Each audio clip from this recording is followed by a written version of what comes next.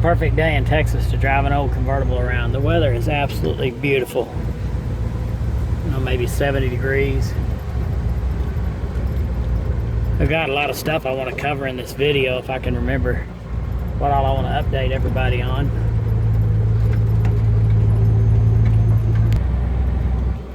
I feel kind of bad that I made that video of that yellow 57 Chevy convertible and I'm having to wait before I can get started on it. The lady that owns it wishes that I work on it at her garage, which I really don't have the space to work on it. And that storage building is not a good place at all. So I understand that. I need to call her again and see if she's got it ready for me to work on it. But I hate that I made the video and it's taken me a while to actually get on that fun project. Still working on my 63 Chevrolet trunk metal. That's some tedious, painful job. I think anytime you see a car that's got that trunk lip rusted out, just realize that that's a lot of work. More work than you can imagine, cutting that out and replacing.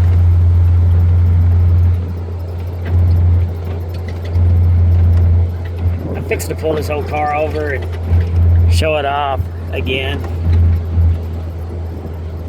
You know, whenever I first bought it, it had 72,000 original miles on it. I bought it 27 years ago and built the car out of two different cars. I took a rusty convertible and a solid four-door sedan and built this thing.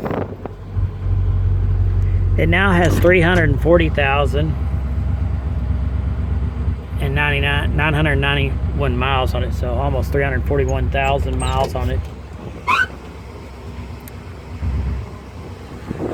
I still say it's probably the last daily driver 57 Chevy convertible left. You know, I built the thing 27 years ago. The clear coat's starting to go bad. It's got a lot of issues that need to be redone.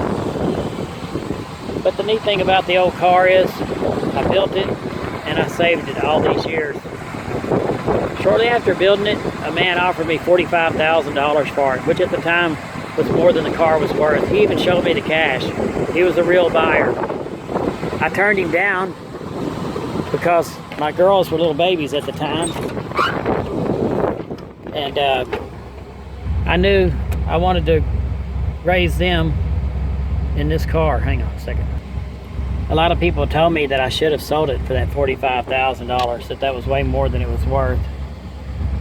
But I've had a really good time taking my daughters on vacations all over the United States in this car, picking them up from school and raising them in it, and now teaching them how to drive it.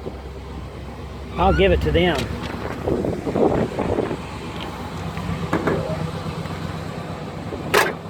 I used the original 283 all the way up until it had nearly 200,000 miles on it. Harmonic balancer kept coming off of it. I couldn't figure out how to get it to stay on. I even drilled and tapped the crankshaft, but it still wanted to come off. So at that time I put a 350 in it.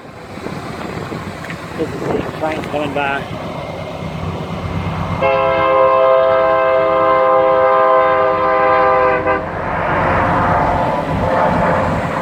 I ran the 350 up until about 10,000 miles ago, and it was starting to lose compression, so now actually it has a high output 305. Yeah, that's right, you heard right, 305, but it's real smooth running, and that's the way I like this car to be for late night driving. I don't like it being loud. I like to just smoothly drive it around.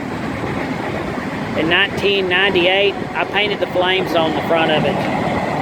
I didn't mean for them to stay on there that long. And some people say they look ridiculous, and they probably do. But I'm real sentimental for those flames. It's a part of the car. It's my car. You know, I remember when I was a kid, and there were some old hot rods running around town, and I always hoped that one day I'd have one of those notable hot rods. And I think the flames kind of did that for the kids. But the main reason why I've left them on there is my late brother really liked them. He couldn't believe that I did that myself. I drew those out and painted them myself. Everything about this car is my work, paint job, everything. And he was real impressed with that. And not long after that, he passed away. So I left them on there longer than I ever planned on leaving them there. And I think they'll be there forever because it's just part of the car.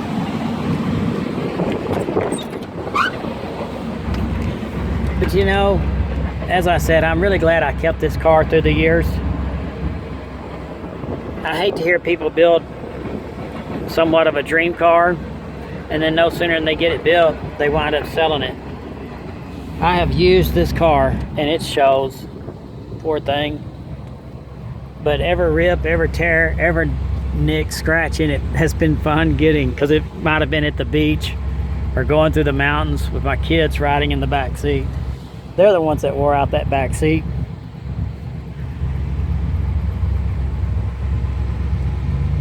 I knew not to take that man's money, that $45,000 when I was offered it. And now, I don't know, what is it?